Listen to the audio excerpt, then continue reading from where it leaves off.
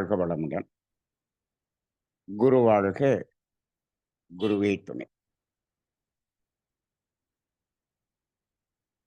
தியானமே யோகம், யோகமே ஞானம். தமிழ் ஆனந்த யோகம். வாழ்க வளமுடன். மெய்யன்பர்களே, எதை செய்தால் இறை அருள் முழுமையாக கிடைக்கும்? அந்த தலைப்பிலே முழுமையாக என்று ஒரு வார்த்தையை நாம் சேர்த்து அந்த தலைப்பை கொடுத்திருக்கிறோம். எதை செய்தால் இறை அருள் கிடைக்கும் அப்படின்னு அதை போட்டிருக்கலாம். முழுமையாக கிடைக்கும் அப்படின்னு அது ஏன் அந்த வார்த்தையை போட்டோம் அப்படிங்கிறது ரொம்ப சிந்திக்கக்கூடிய ஒன்று. அப்படிப்பட்ட இந்த தலைப்பிலே இன்றைய சிந்தனை உரை வழங்கிய சித்ராமா அவர்களுக்கு நன்றி. மெய்யன்பர்களே, முழுமையாக என்ற அந்த வார்த்தையை நாம் சிந்திப்பதற்கு எடுத்துக்கொள்வோம். இயற்கை என்பதே முழுமை. இப்போ முழுமை என்று சொல்லும்போது அதை மகரிஷி அவர்கள் அதற்கு ஒரு வார்த்தை சொல்லுவார்கள். அந்த இயற்கையாகிய இறைநிலைக்கு பூரணம், முழுமை என்றெல்லாம் எத்தனையோ பெயர்கள் இருந்தாலும் மகரிஷி சொல்லக்கூடிய வார்த்தை வற்றாயிருப்பு என்று சொல்வார்கள். வற்றாயிருப்பு அப்படின்னா இது என்ன? இதை நம்ம பிராக்டிக்கலா அட்சய பாத்திரம் அப்படின்னு சொல்லிடுவோம். வற்றாயிருப்பு அப்படின்னா அதுதான் முழுமை. அப்ப அது அந்த இருப்பு எப்பொழுதும் வற்றுவதில்லை, வந்து கொண்டே இருக்கும். அது எப்படி வந்து கொண்டே இருக்கும் என்று சொன்னால், அது இருந்து கொண்டே இருக்கும். இருந்து கொண்டே இருக்கிறது தீர்ந்து விட்டால் வற்றிவிடும் அல்லவா? அப்புறம் எப்படி வந்து கொண்டே இருக்கும்? இது சிந்திப்பதற்கு எட்டாத ஒரு சிந்தனை. வற்றாயிருப்பு. அப்ப அப்படின்னா நாம இங்கு இந்த உலகத்தில் நம்ம 850 கோடி மனிதர்கள் இருக்கிறோம். அப்புறம் 5 அறிவு, 4 அறிவு, 3 அறிவு என்று இந்த விலங்கினங்கள், இந்த உயிரினங்கள் எல்லாவற்றையும் எடுத்து பார்த்தா பல கோடி இருக்கும். இவ்வளவு உயிரினங்களும் அனுபவிக்கக்கூடிய அந்த அனுபவம் என்பது மிகச் சொற்பமே. எதை பார்க்கும்போது, இந்த இயற்கை என்ற பிரபஞ்சத்தின் இருப்பை பார்க்கும் பொழுது இது மிக மிக மிக மிக ஒரு துளியாகத்தான் இருக்கிறது. அப்ப இந்த இயற்கை வளம் அப்படி இருக்கிறது, அவ்வளவு இருக்கிறது. இப்போ நாம இந்த சூரிய குடும்பத்திலே இந்த பூமியில் நாம் வாழ்ந்து கொண்டிருக்கிறோம். இன்னும் மற்ற கோள்கள் எல்லாம் உயிரினங்களே இல்லை, அவையும் இருந்து கொண்டிருக்கிறது.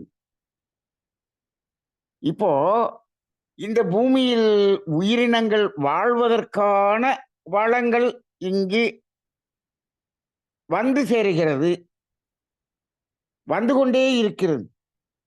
இப்ப பாருங்க, இப்போ வற்றாயிருப்பு என்று சொன்னால் எதை சொல்லுகிறோம்? இந்த பிரபஞ்சத்தை கடந்த வெளி. அப்போ இன்னைக்கு நம்ம இந்த பூமிக்கும் சந்திரனுக்கும் உள்ள தூரமே எத்தனை லட்சம் கிலோமீட்டர்? எவ்வளவு இருக்கு?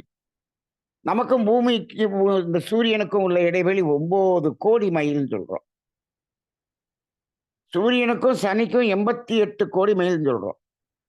இப்போ இந்த கோள்களுக்கு இடையில், ஒரு கோளுக்கும் இன்னொரு கோளுக்கும் இடையில் என்ன இருக்கிறது? ஸ்பேஸ் அப்படின்னு சொல்றோம். இந்த சூரிய குடும்பத்திலேயே இவ்வளவு ஸ்பேஸ் இருக்குன்னு சொல்றோமே. அப்ப இன்னைக்கு நமக்கும் நமக்கு அருகில் இருக்கக்கூடிய இந்த செவ்வாய் கிரகம் அல்லது சுக்கிரன் இந்த 2 தான் நமக்கு அருகில் இருக்கக்கூடிய கிரகம்னு சொல்றோம். இப்போ அந்த சுக்கிரனுக்கும் பூமிக்கும் பார்த்தோம்னா ஒரு 3,00,00,000 மைல் தொலைவு இருக்கும். நமக்கும் செவ்வாய்க்கும் பார்த்தோம்னா ஒரு 5,00,00,000 மைல் தொலைவு இருக்கும். இந்த 2க்கும் இடையில இருக்கக்கூடிய கேப் அப்படிங்கிறது எத்தனை கோடி மைல்னு சொல்றோமே! அப்ப இந்த சூரிய குடும்பம் அப்படின்னு எடுத்துட்டா, சனியை தாண்டி நெப்டியூன், யுரேனஸ் எல்லாம் இருக்கு. அப்ப இவ்வளவும் இருக்குது. அந்த ஸ்பேஸ் முழுவதும் எதனால் நிரம்பி இருக்கிறது? நம்ம ஸ்பேஸ்ன்னு சொல்லிடுறோம். 2க்கும் இடைவெளின்னு சொல்லிடுறோம். இடைவெளியில் என்ன இருக்கிறது என்று சொன்னால், முழுக்க, முழுக்க, முழுக்க காந்த களம் தான் இருக்கிறது. காந்தம் இருக்கிறது. வான்காந்தம் நிரம்பி இருக்கிறது. நிரம்பி இருக்கிறது. அப்ப இந்த சூரிய குடும்பத்துல இருக்கக்கூடிய அந்த ஸ்பேஸ்ல இருக்கக்கூடிய காந்தம் எவ்வளவு காந்தம்? இதுல இந்த பூமியில் மட்டும் தான் உயிரினங்கள் வாழ்ந்து கொண்டிருக்கு. இந்த உயிரினங்களுக்கு வேண்டிய வளங்கள் முழுவதும் இந்த பூமியின் மையத்திலிருந்து வெளிப்பட்டுக் கொண்டே இருக்கிறது. எது வளங்களாக வெளிப்படுகிறது? எது வளங்களாக வெளிப்படுகிறது என்று கேட்டால், இந்த பிரபஞ்ச காந்தம் தான் வளங்களாக வெளிப்படுகிறது. காந்தம் தானே! அடிப்படை காந்தம். அப்ப அந்த காந்தம் தான் திணிவு பெற்று, திணிவு பெற்று, திணிவு பெற்ற நிலையில் இவ்வளவு வளங்களாக இருக்கிறது. அப்ப இன்னைக்கு பஞ்சபூதங்கள் 5ம் ஒரு குறிப்பிட்ட சதவிகிதத்தில் இருக்கக்கூடிய இடத்தில் தான் உயிரினங்கள் வாழ முடியும். அப்ப பூமி அதற்கு சரியான விகிதாச்சாரம் இருக்கிறது. இங்க உயிரினங்கள் வாழ்ந்து கொண்டிருக்கிறதுன்னு வச்சுக்கங்க. அப்ப பூமி இருக்கிறது, நீர் இருக்கிறது, நெருப்பு இருக்கிறது, காற்று இருக்கிறது. விண் என்பது எல்லா இடத்திலயும் இருக்குது. விண் இல்லாத இடமே இல்ல. இந்த பிரபஞ்சம் முழுவதும் விண்ணால் நிரம்பி இருக்கிறது. அதனுடைய அடர்த்தியாகிய இந்த நாளும் இங்க இருக்கு. சரி. இதெல்லாம் இருக்கும் பொழுதும், இப்போ அந்த நீர் அப்படின்னு சொல்றோம். நீர் இருக்கிறது என்று சொன்னால், அந்த நீருக்குள்ளாக இருந்து நமக்கு கிடைக்கக்கூடிய வளம் என்ன? நிலம் என்பதற்குள்ளாக இருந்து நமக்கு கிடைக்கக்கூடிய வளம் என்ன? என்று பார்த்தால், அது முழுக்க, முழுக்க, முழுக்க காந்த ஆற்றல் தான். காந்த ஆற்றல் தான். இப்போ சாதாரணமாக நீர் என்று சொல்கிறோம். இதே ஹரித்வார்ல போய் பார்த்தோம்னா, கங்கையிலிருந்து வரக்கூடிய நீர் என்று சொல்லுகிறோம். அந்த நீர்ல போய் பார்த்தோம்னா, அதுல மேக்னெட்டிக் கரண்ட் அவ்வளவு திணிவாக இருக்கிறத பார்க்கிறோம். அதனால தான் அது புனித நீர் என்று சொல்லுகிறோம். அப்ப இந்த வான்காந்த களத்தில் இருக்கக்கூடிய காந்த களத்தை ஈர்த்து அது நமக்கு என்ன ஆகுது? அந்த காந்த ஆற்றலை நமக்கு கொடுக்கிறது. அப்ப நாம் நீர் அருந்துகிறோம் என்று சொன்னால், அந்த நீரின் மூலமாக நமக்கு கிடைக்கக்கூடியது அதே காந்தம். சரி மண்ணிலிருந்து உணவு,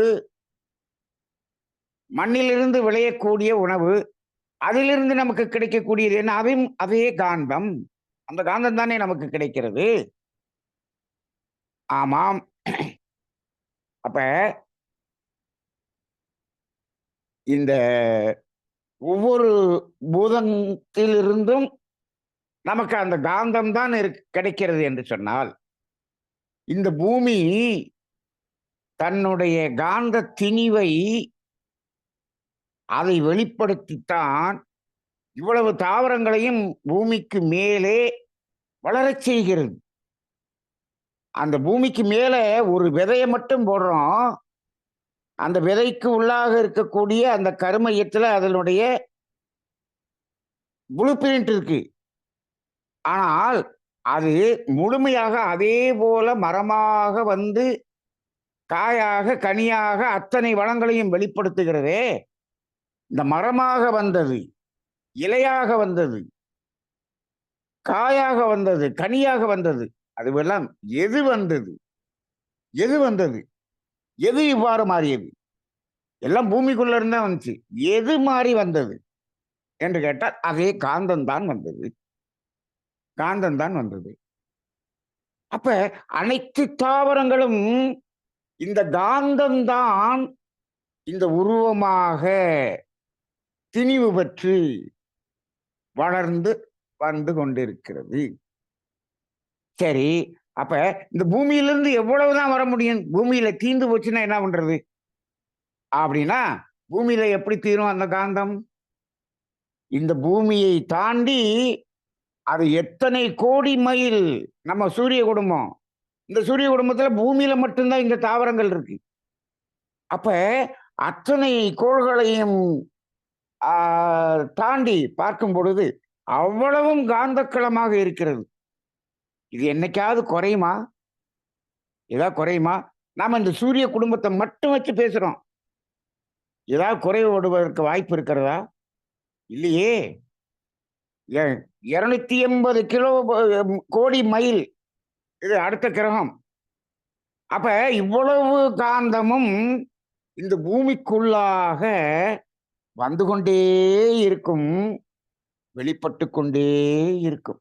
அப்ப இந்த இதே போல எத்தனை சூரிய மண்டலங்கள் இந்த பிரபஞ்சம் முழுவதும் அப்ப இந்த இயக்க பிரபஞ்சம் முழுவதும் மகரிஷி சொல்லுவாங்க இது ஒரு காந்த களம் என்று சொல்வார்கள். காந்த களம். இன்னும் கூட சொல்லுவாங்க அது சுத்த வெளி, இது காந்த வெளி என்று சொல்வார்கள். அப்ப அந்த பிரபஞ்ச எல்லையை தாண்டி இருக்கிறதுல காந்தம் இல்லாத வெளி, இது காந்த வெளி. அப்ப ஒவ்வொரு நட்சத்திரமும் ஒவ்வொரு சூரிய மண்டலம். அப்ப அந்தந்த ஒவ்வொரு நட்சத்திரத்திலையும் ஒரு பூமி இருக்கும். அங்க வந்து ஒரு இதே போல ஓரறிவு முதல் ஆறறிவு வரை உயிரினங்கள் இருக்கும். அப்ப அவற்றிற்கு அந்த வளங்கள் அந்த பூமியிலிருந்து வெளிப்படும். வெளிப்படும். அப்ப இந்த பூமி அத்துணை காந்தத்தையும் ஈர்த்து அதன் வழியாக நமக்கு வழங்கிக் கொண்டே இருக்கிறது அல்லவா? இதைத்தான் இறை அருள் அப்படின்னு நம்ம எடுத்துக்கணும். இறை அருள் அப்படின்னு சொன்னோம்னா, நம்ம ஆளு என்ன புரிஞ்சுக்கிறாங்க, நேரா கோயில்ல போய் இறைவனிடம் வேண்டுதல வச்சு, நமக்கு ஏதாவது கிடைக்கணும் அப்படின்னு சொன்னோம்னா, அந்த நான் ஒரு கார் வாங்கணும்னு போய் வேண்டுதல் வச்சு நான் கார் வாங்கிட்டா அது இறை அருள். ஆ அப்படின்னு நெனச்சுக்கிறாங்க. அப்ப நீங்க நமது வசதியை பெருக்கிக் கொள்வதற்கு இறைவன் ஏதோ கார் வாங்கி தர்றாரு. அப்படி அல்ல. இந்த இறை அருள் என்பது அந்த காருக்கு கார் எப்படி செஞ்சாங்க? அதுக்குரிய உதிரி பாகங்கள் எங்க செஞ்சாங்க? அதுக்குரிய ரா மெட்டீரியல் எங்கேருந்து வந்துச்சு? அத போய் பார்த்தீங்க அப்படி சொன்னீங்கன்னா, அது இந்த பூமியிலிருந்து தான வந்திருக்கும். எல்லாமே இந்த பூமிக்குள்ள இருந்து தான் வருது வருது.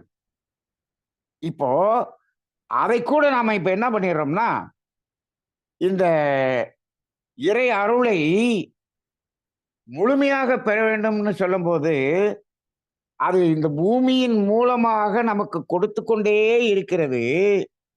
அதை எடுத்து அனுபவித்துக் கொண்டே இருக்கணும். எப்படி? பூமிக்கு மேல வர்றதை எடுத்து அனுபவித்துக் கொண்டே இருந்தால், அது வந்து கொண்டே இருக்கும். நாம அனுபவித்துக் கொண்டே இருக்கலாம். இதுதான் முழுமையாக அனுபவித்தல். இப்ப நம்ம எப்படி அனுபவிக்கிறோம்? முழுமையா அனுபவிக்கிறோமாங்கிறது ஒரு கேள்விக்குறியாக இருக்கிறது. எதை செய்தால் முழுமையாக அனுபவிக்க முடியுங்கிறது இன்னைக்கு தலைப்பாக இருக்கிறது. இப்ப பாருங்க, ஒரு கதை உங்களுக்கு தெரியும். இந்த தங்க முட்டை இடக்கூடிய வாத்து அப்படின்னு ஒரு கதை தெரியும். அந்த தங்க முட்டையை இடக்கூடிய வாத்து. ஒரு நாளைக்கு ஒரு முட்டை தான் போடும். அது தங்க முட்டை. அப்ப தினந்தோறும் ஒரு தங்க முட்டையை எடுக்க வேண்டியதானே? இவன் பேராசை பிடித்தவன் என்ன பண்றான்? ஒரேடியா நம்ம வாத்த அறுத்தோம்னா, உள்ள இருக்கக்கூடிய எல்லா தங்க முட்டையும் ஒரே நாள்ல எடுத்துடலாமே! அப்படின்னு என்ன பண்ணிட்டான்? அந்த வாத்த அறுத்துட்டான். அறுத்து உள்ள பார்த்தா, அந்த வெளிய வரக்கூடிய முட்டை ஒண்ணு தான் இருக்குது. மற்றதெல்லாம் சின்ன சின்னதா அதனுடைய வளர்ச்சி பெறாமல் இருக்கிறது. கடைசியில எல்லா முட்டையும் எடுத்துடலாம் சொல்லி கடைசியில அன்னைக்கு அந்த ஒரு முட்டையோட அந்த வாத்தை சாகடித்து விட்டான் அப்படின்னு இந்த கதையை நம்ம ரொம்ப நாளா படிச்சிருக்கிறோம். அதே போலத்தான் இந்த பூமி இயற்கையாக இறை அருள் நமக்கு வேண்டிய வளங்கள் அனைத்தையும் பூமிக்குள்ளாக இருந்து வெளியில் கொண்டு வந்து வந்து கொடுத்து கொண்டே இருக்கிறது. எல்லா வளங்களையும் கொடுத்து கொண்டு இருக்கிறது. சரி, இப்ப நாம என்ன பண்ணிடுறோம், அதை மைனிங் பண்றோம் அப்படின்னு சொல்லி உள்ளே இருக்கக்கூடியதை இவன் என்ன பண்ணான், ட்ரில் பண்ணி போர் பண்ணி உள்ள என்னென்ன இருக்குன்னு பாக்குறான். போர் பண்ணி பாக்குறான். பார்த்துட்டு இத்தனை அடியில இது இருக்கு, இத்தனை அடியில இது இருக்கு அப்படின்னு கண்டுபிடிச்சிட்டு இதை ஆராய்ச்சி செய்வதற்கு ஒரு குழு இருக்கிறது. இதை ஆராய்ச்சி செஞ்சோன்னே இந்த இடத்துல கீழே இது இருக்குன்னு தெரிஞ்சோடனே அந்த இடத்த மைனிங் பண்ணி தோண்டி தோண்டி தோண்டி தோண்டி உள்ள இருக்கிறதெல்லாம் எடுக்கிறான். இன்னைக்கு இந்த மைனிங் பண்ணி உள்ள இருக்கிறதெல்லாம் எடுக்கிறதுங்கிறது தான் ஒவ்வொரு வார்த்தையா வெட்டி கொல்லுவது போன்ற ஒரு செயலாக இருக்கிறது. இப்ப கூட இந்த டெக்டானிக் பிளேட் மோதுவதனால் இந்த பூகம்பம் நடந்தது என்று விஞ்ஞானம் விளக்குகிறது. இந்த இயற்கைக்கு உள்ளாக இந்த பூமி சரியாக சுழன்று கொண்டிருக்கிறது, சரியாக நகன்று கொண்டிருக்கிறது. எங்கேயாவது தப்பு நடந்திருக்கா? தினந்தோறும் இரவு பகல் சரியாக வருகிறது. என்னைக்காவது லேட்டா வந்திருக்கா? வந்ததில்லை. எங்கேயாவது மோதி இருக்கா? டிராபிக் ஜாம் ஆயிருக்கா? எதுவுமே ஆனதில்லை. கரெக்டா போயிட்டு இருக்கு. அப்ப இதே போல இந்த பூமிக்கு உள்ளாக நடக்கக்கூடிய நிகழ்வுகளும் இந்த பூமிக்கு மேலே இருக்கக்கூடிய உயிரினங்கள் எதற்கும் எந்த துன்பமும் இல்லாத அளவிற்கு அதை நகர்த்த வேண்டும் என்ற அறிவு இந்த பூமிக்கு இருக்குமா இருக்காதா? நிச்சயமாக இருக்கும். இந்த பூமியினுடைய அறிவு இறை அறிவு. அதற்கு அந்த அறிவு இருக்கும் இருக்கும். அப்ப இந்த 2 பிளேட்டும் மோதுறது அப்படின்னு சொன்னோம்னா ஏன் மோதியது என்று சொன்னால் அந்த பிளேட் நகருகிறது என்று சொல்லுகிறார்கள். இந்த நகர்ந்துதான் அந்த மோதல் ஏற்படுகிறது. ஏன் நகருகிறது, அது எதற்காக நகருகிறது அப்படிங்கிறதெல்லாம் ஒரு கேள்வியாக இருக்கிறது. இப்போ இந்த பூமி சுற்றுகிறது, இது நகருகிறது, இதெல்லாமே தெரியுது. இந்த உள்ளே நடக்கக்கூடிய நகர்வுகள் அதற்கு எது காரணமாக இருக்கும் என்று கேட்டால் அதுக்கு இயற்கை காரணமாக இருக்காது, மனிதன் தான் காரணமாக இருப்பான். இவன் என்ன பண்றான், இந்த பூமிக்கு மேலே அதுவும் நமது நாட்டில் தான் அதிகமாக அதிகமாக இந்தியாவில் இருக்கக்கூடிய பெரிய நகரங்கள், பெரிய ஊர்கள், இந்த நகரங்களுக்குள்ளாக பார்த்தோம் என்று சொன்னால் 20 அடிக்கு ஒரு போர் போட்டு அதை ஒரு சல்லடை போல இந்த பூமியை துளையிட்டு நாம் வைத்திருக்கிறோம். பல இடங்களில் சுரங்கங்களை தோண்டி மைனிங் என்று சொல்லி சுரங்கங்களை தோண்டி கொண்டிருக்கிறோம். அப்புறம் ஆள் குழாய் போட்டு உள்ள இருக்கக்கூடிய கேஸ் எல்லாம் உறிஞ்சி எடுத்துக்கிட்டு இருக்கோம். உள்ள இருக்கக்கூடிய குரூடாயில் பெட்ரோல் அத்தனையும் உறிஞ்சி எடுத்து கொண்டிருக்கிறோம். இப்போ இது எல்லாத்தையும் உள்ள இருந்து எடுக்க எடுக்க எடுக்க எடுக்க இந்த நகர்வு என்பது நடக்கிறது. அப்ப இந்த பூகம்பம் அப்படிங்கிறது எந்த ஏரியாவில எல்லாம் வருவதற்கு வாய்ப்பு இருக்கிறது அப்படின்லாம் சொல்றாங்க. தமிழ்நாட்டில் கூட சென்னையில் ஒரு வாய்ப்பு இருக்கிறது என்று சொல்றாங்க. அது மினிமமா இருக்குன்னு சொல்றாங்க. ஆனால் இமயமலை பகுதியில் அதிகமாக இருக்கிறது என்று சொல்றாங்க. இது இந்த நகர்வுனால, இது மனிதன் செய்த அந்த இயற்கைக்கு செய்த துரோகம். செய்து கொண்டிருக்கக்கூடிய. அப்ப என்ன பண்ணிட்டோம், நாம இதை எல்லாத்தையும் உள்ள இருந்து எடுத்து எடுத்து எடுத்து வசதிகளை பெருக்கிக் கொண்டோம். சரி, இதுக்கு முன்னாடி வசதி இல்லையா? நமக்கு நம்ம தாத்தா காலத்துல வாகன வசதி இருந்துச்சா? இருந்துச்சு. என்ன வாகன வசதி? மாட்டு வண்டின்னு இருந்துச்சு. அந்த மாட்டு வண்டியில மாடு இருக்கும். மாடு அதை இழுத்துட்டு போகும். மாட்டு வண்டி தான் இருந்தது அந்த காலத்துல. அந்த மாட்டு வண்டி எதனால் செய்யப்பட்டிருந்தது? மரத்தால் செய்யப்பட்டிருந்தது. மரத்துல தான் அந்த சக்கரை முதற்கொண்டு மரத்துல தான் செஞ்சிருப்பாங்க. அந்த இரும்பினுடைய பயன்பாடு மிகவும் குறைவாக இருந்தது அங்க. அந்த சக்கரத்தினுடைய பட்டாவுக்கும் நடுவுல இருக்கக்கூடிய அச்சாணி மட்டும்தான் இரும்பு. மற்ற அனைத்துமே மரத்தால் செய்யப்பட்டதாகத்தான் இருக்கும். நிறைய பேர் இப்ப மாட்டு வண்டியே பார்த்திருக்க மாட்டாங்க. அப்படி இருந்தது. இப்ப அந்த மரம் எங்கிருந்து வந்தது? இந்த பூமியிலிருந்து வெளியே வந்தது. இப்போ அந்த மரத்தை நாம் வெட்ட வெட்ட வெட்ட மீண்டும் அது தழைத்து மரமாக வந்து கொண்டே இருக்கிறது. அந்த காலத்துல எங்களுடைய தோட்டத்திலேயே மரத்தை வெட்டுவோம். வீட்ல அப்ப எல்லாம் கேஸ் கிடையாது. அப்ப வீட்ல விறகு வச்சுதான் எரிப்போம். அந்த ஒரு கட்ட வண்டி நிறைய அந்த விறகு ஒரு வருடத்துக்கு கொண்டு வந்து வீட்டுல அடுக்கி வச்சிருவோம். இந்த விறகு எப்படி வரும் என்று கேட்டால், அங்க தோட்டத்திலே மரங்கள் இருக்கும். வேப்ப மரம் போன்ற மரங்கள் இருக்கும். அந்த மரத்தை அப்படியே அறுப்பது கிடையாது. அப்படியெல்லாம் எடுக்க மாட்டோம். அது இயற்கை நமக்கு கொடுத்த கொடை. என்ன பண்ணுவோம்னா, அந்த மரத்தை மேல இருக்கக்கூடிய அந்த கிளைகள் எல்லாத்தையும் அந்த அந்த மெயினான மரம் இருக்கிறது இல்லையா? அந்த மரம் அதனுடைய மெயினான கிளை பக்கத்துல அது எல்லாத்தையும் அந்த மரத்தை மொட்டையா வெட்டிட்டு வந்துருவோம். மொட்டையா வெட்டி அதுல இருக்கக்கூடிய அந்த தலைகளை எல்லாம் வயலுக்குள்ளாகவே உரமாக போட்டுவிட்டு அந்த குச்சிகள், மரங்கள் எல்லாத்தையும் கொண்டு வந்து வீட்டுல விறகுக்கு வச்சுக்குவோம். நீங்கள் அடுத்த வருடம் பார்த்தோம் என்று சொன்னால், எவ்வளவு மரத்தை வெட்டினோமோ அந்த அளவுக்கு அதே மரம் தலை விட்டு திரும்பவும் வளர்ந்திருக்கும். அப்ப மரத்தை அறுத்துட்டோம் அப்படின்னு சொன்னோம்னா அந்த மரம் வளராது. முழுக்கா இருக்கிறது இல்லை. முழுக்கா இருக்கிறதுங்கிறது சில பயன்பாட்டுக்கு மட்டும்தான். மற்றதெல்லாமே அந்த சிறிய அளவில் அதை எடுத்து பயன்படுத்த பயன்படுத்த திரும்பவும் அது வளர்ந்து கொண்டே இருக்கிறது. இது இயற்கை கொடுக்கக்கூடிய கொடை. இப்ப நீங்க உள்ள போய் மைனிங் பண்ணி அங்க இருக்கக்கூடிய அந்த தாதுக்களை எல்லாம் எடுத்துட்டீங்கன்னா, அங்க தீர்ந்து போச்சுன்னா முடிஞ்சு போச்சு. அப்புறம் உலகத்துல வேற எங்க இருக்குதுன்னு தேடுறான். இப்படியே தான் இருந்து கொண்டு இருக்கிறது. ஆனால் இயற்கையாக இறை அருள் நமக்கு கொடுக்கக்கூடிய அந்த கொடை என்பது எப்பொழுதும் கொடுத்து கொண்டே இருக்கும்.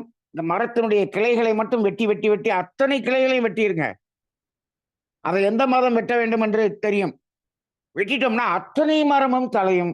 அத்தனை மரமும் தலைந்து வர்றதுக்குரிய ஆற்றல் இந்த பூமிக்குள்ளாக இருந்து வெளிப்பட்டு கொண்டே இருக்கிறது. இந்த பிரபஞ்சம் முழுவதும் இருக்கக்கூடிய காந்தம் உள்ளே ஈர்க்கப்பட்டு அது வெளிப்படுத்தி கொண்டு இருக்கிறது. அப்ப எவ்வளவு கொடை. அப்ப அதுலதானே மாட்டு வண்டி செஞ்சு அதுல பயணம் செய்து கொண்டிருந்தார்கள். அப்படிதான் இருந்தது. அப்ப இப்ப என்ன பண்ணிட்டோம்?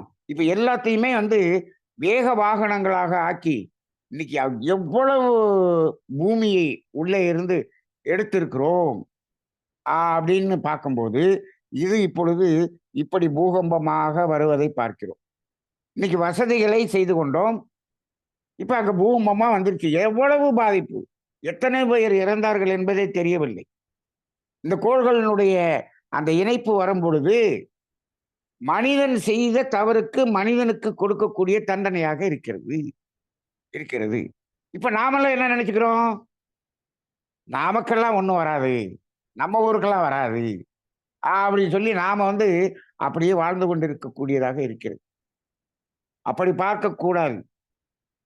ஒரு பகுதியில் இருக்கக்கூடிய மக்களுக்கு விளைவு அதன் ரீதியாக வருகிறது.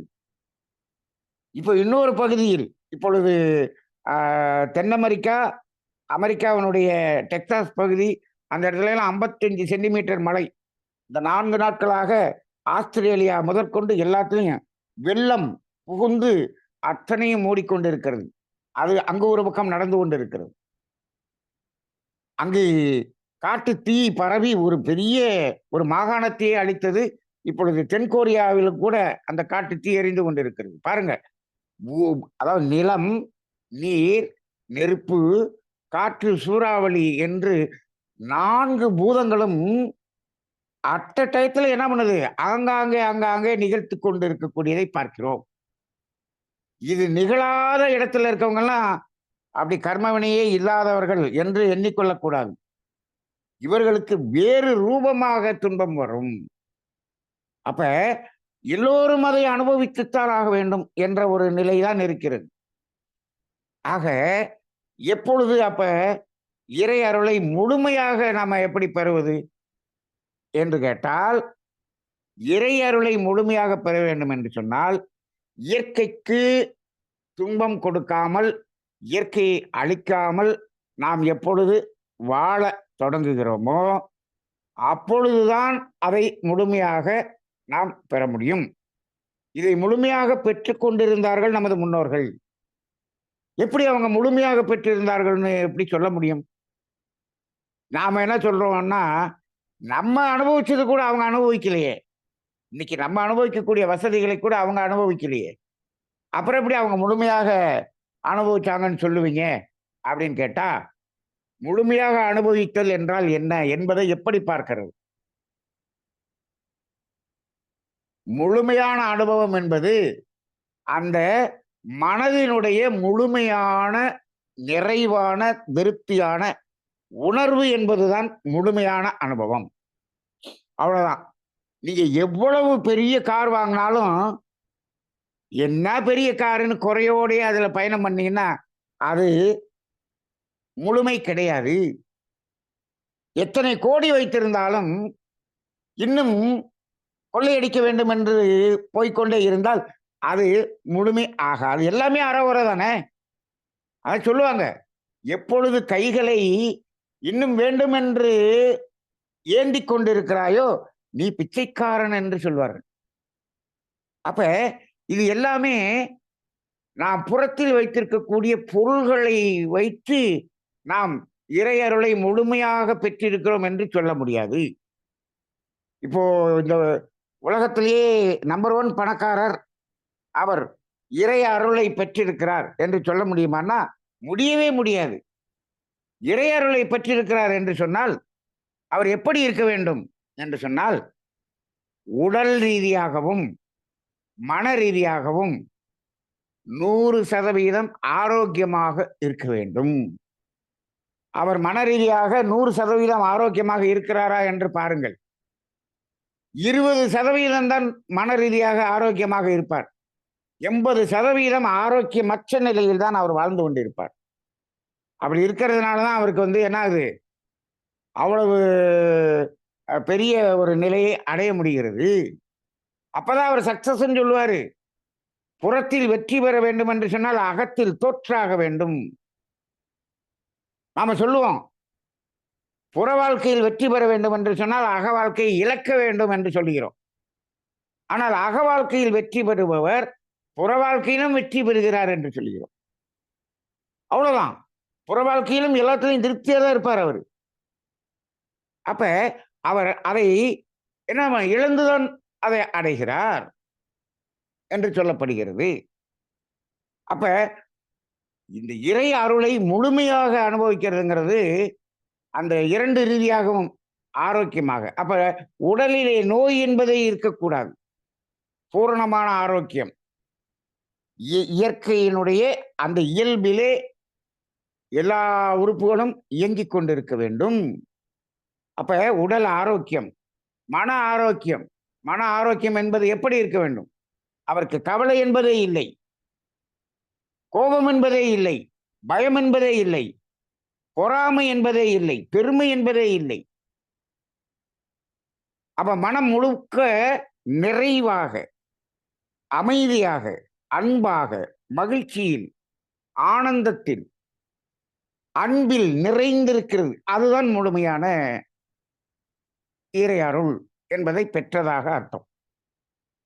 அப்ப இது முழுமையாக பெற வேண்டும் என்பதை இன்றைய விஞ்ஞானம் அதை தடுக்கக்கூடியதாகத்தான் இந்த விஞ்ஞானம் இருக்கிறது. இந்த விஞ்ஞானத்தினுடைய வளர்ச்சி முழுக்க முழுக்க இயற்கைக்கு இடைஞ்சல் கொடுத்து மனித வாழ்க்கையை ஆடம்பர வாழ்க்கையாக மாற்றக்கூடியது என்றதாகத்தான் இருக்கிறதே தவிர, இது இந்த இயற்கையின் வளத்தை முழுமையாக அனுபவிப்பது என்பதாக இல்லை. சாதாரணமா நம்ம சாதாரணமா சொல்றோம், நீங்க பழங்கள் சாப்பிடுங்க, அதுல வைட்டமின் சத்து நிறைய இருக்கு. இந்த உணவு சாப்பிடுங்க, கால்சியம் சத்து இருக்கு. இந்த உணவை சாப்பிடுங்க, மெக்னீசியம் சத்து இருக்கு. இந்த உணவை சாப்பிடுங்க, அது தங்கச்சத்து இருக்கு. இப்படி எல்லாம் சொல்றோம்.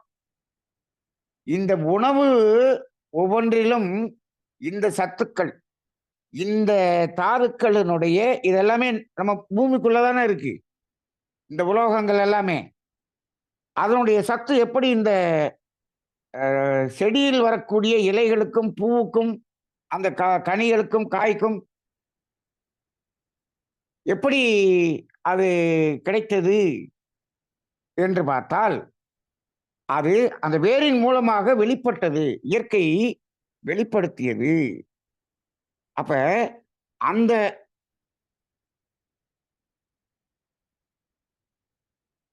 வாழ்க வளமுடன். அப்ப அந்த அடிப்படையிலே இந்த இயற்கை அது வெளிப்படுத்தக்கூடியதாக அமைகிறது. சரி. அப்ப நாம இந்த இறை அருளை முழுமையாக பெறுதல் என்பது நம்ம தத்துவ ரீதியா நாம இன்னைக்கு உணர்ந்து கொள்ளணும் அப்படின்னு சொன்னோம்னா, அதுக்கு இருக்கக்கூடிய தடைகளை நாம் நீக்க வேண்டும். அவ்வளவுதான். நம்ம தத்துவ ரீதியா இப்ப நம்ம பொதுவாக பார்த்தோம் சமுதாயத்துல, ஒரு தனி மனிதன் அந்த இறை அருளை முழுமையாக பெற வேண்டும் என்று சொன்னால் அவன் என்ன செய்ய வேண்டும் என்று பார்த்தால், அந்த இறை அருளை முழுமையாக பெறுவதற்கு இருக்கக்கூடிய தடைகளை நீக்க வேண்டும். அவ்வளவுதான். அப்ப இப்ப முழுமையாக பெறுவதுன்னா உடல் ரீதியாக, மன ரீதியாக 100% ஆரோக்கியம். அதற்கு தடை என்ன? இந்த ரெண்டுலையும் அதனுடைய சதவிகிதம் குறைவதற்கு எது தடை? நம்ம கர்ம வினைதான் தடை. அப்ப முதல்ல நம்ம அந்த இயற்கையை உணர்ந்து கொள்ள வேண்டும். உணர்ந்து கொண்டு இயற்கைக்கு துன்பம் கொடுக்காத ஒரு வாழ்க்கையை நாம் வாழ பழகிக்கொள்ள வேண்டும். அது இன்னைக்கு நடக்காத காரியம். ஏனென்று சொன்னால், இப்போ நாம இயற்கைக்கு துன்பம் கொடுத்து எதெல்லாம் நமக்கு உற்பத்தி செஞ்சு கொடுத்துருக்காங்களோ அதெல்லாம் நம்ம அனுபவிச்சுட்டு தான் இருக்கிறோம். அப்ப இத முழுசா விடவும் முடியல. அப்ப என்ன பண்ண வேண்டியிருக்கிறது? நமது வாழ்க்கையை ஓரளவுக்கு முடிந்த அளவுக்கு எளிமையான வாழ்க்கையாக வாழ்ந்து கொண்டால், அதிலிருந்து நாம என்ன பண்ணிடலாம்? குறைத்துக் கொள்ளலாம். சரி, ஓரளவுக்கு எளிமையாக வாழ்ந்து கொண்டு இந்த துன்பம் கொடுக்கும் செயலை நிறுத்தி கொண்டு, இப்ப நம்மளாம் என்ன பண்றோம்னா, நம்ம நேரடியா நம்ம துன்பம் கொடுக்கறது, நமக்கு தெரிஞ்சு கொடுக்கற துன்பத்தை மட்டும் நிறுத்திடுறோம்.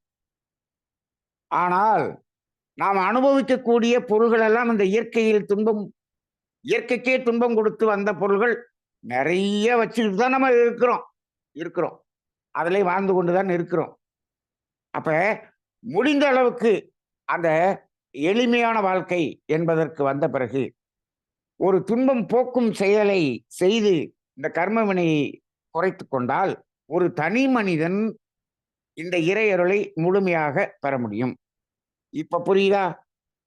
ஞானிகள், யோகியர்கள், மகான்கள் எல்லாரும் இந்த புற வாழ்க்கையில் எந்த அளவுக்கு எளிமைக்கு வர முடியுமோ அந்த அளவுக்கு எளிமைக்கு வந்து கொண்டார்கள். 2 வேஷ்டி 2 துண்டு துவைச்சு போட்டு அதை காஞ்ச உடனே அதை எடுத்து கட்டிக்குவாங்க. பகவத் பிச்சாந்தேயி என்று உணவு பசி எடுக்கும் போது பிச்சை எடுத்து உணவு எடுத்துக்கொள்வார்கள். முடிந்து விட்டது.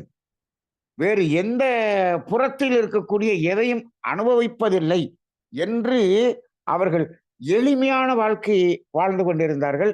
பிறருக்கு துன்பம் கொடுக்காத நிலை, பிறர் துன்பம் போக்கும் நிலை. அவர்களுடைய கர்மயம் தூய்மையானது. இப்பொழுது இருக்கக்கூடிய ஆசிரமங்கள் கட்டிக்கொண்டு நாங்கள் மகான், நாங்கள் ஞானியாகிவிட்டோம், நாங்கள் ஒரு பெரிய சத்குரு, நாங்கள் ஒரு பெரிய ஞானி என்று கோடியோடியாக பணத்தை சேர்த்துக்கொண்டு 50 லட்ச ரூபா கார், 60 லட்ச ரூபா கார்ல தான் வருவார் அவரு அப்படிங்கிற மாதிரியான நிலையில் வாழ்ந்து கொண்டு இவர்கள் ஞானி என்று சொல்லிக் கொண்டு இருக்கக்கூடியது மிக மிக மிக அந்த உண்மையான ஞானிகளை பார்க்கும்போது இவர்கள் எல்லாம் மிக கேவலமானவர்களாக மாறிவிடுகிறார்கள். அப்ப ஆனால் இவர்கள் இப்படி வாழ்கிறார்கள் என்பதற்கு காரணம் யார்?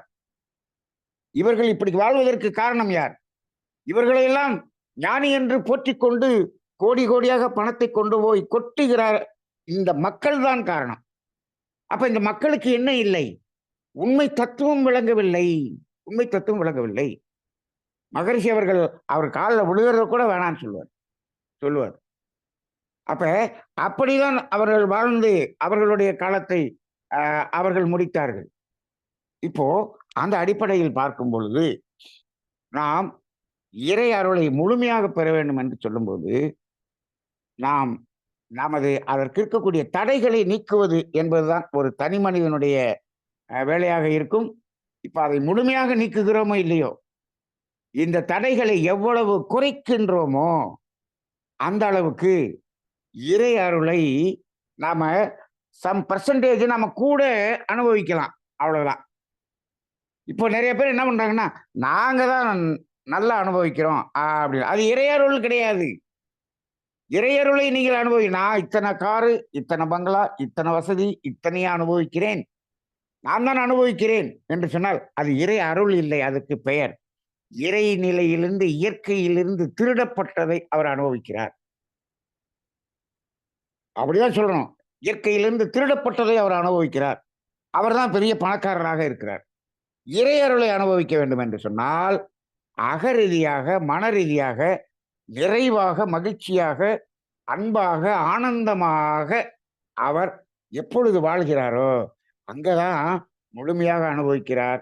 நோயற்ற வாழ்க்கை, உடல் ஆரோக்கியம், மன ஆரோக்கியம், இதற்கு நமது அந்த தடைகளை நீக்கி வாழ்வதுதான் முழுமையாக அதை அனுபவிக்கக்கூடியதாக இருக்கும் என்ற அடிப்படையிலே இன்றைய இந்த தலைப்பின் கீழ் இந்த சிறிய சிந்தனையை இத்தோடு நிறைவு செய்து கொள்வோம். இது ஒரு பெரிய ஒரு தலைப்பு. இதை பற்றி சிந்தனை செய்து பேசிக்கொண்டே போனோம் என்று சொன்னால் அது இன்னும் எவ்வளவோ விஷயங்களை அது பேச வேண்டி இருக்கிறது. இருந்தாலும் இது ஓரளவுக்கு நமக்கு இதனுடைய கோர், அதனுடைய அந்த சாரம் அனைவருக்கும் புரிந்திருக்கும் என்று நம்புகிறேன். அந்த அடிப்படையிலே இன்றைய சிந்தனையை நிறைவு செய்து கொள்வோம். வாழ்க வையகம், வாழ்க வையகம், வாழ்க வளமுடன்.